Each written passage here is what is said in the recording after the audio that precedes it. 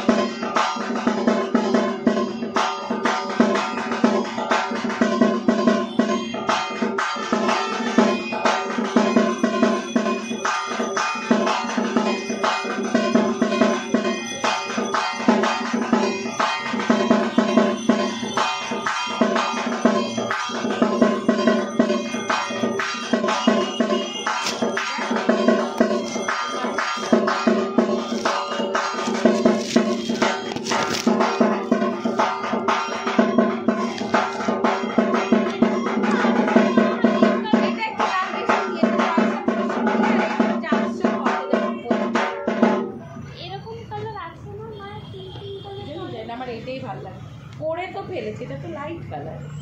না না লাইট, হ্যাঁ এরকম সেম, মানে আর ভাল লাগছিল না, পুজোতে পরবে রেখে দিই।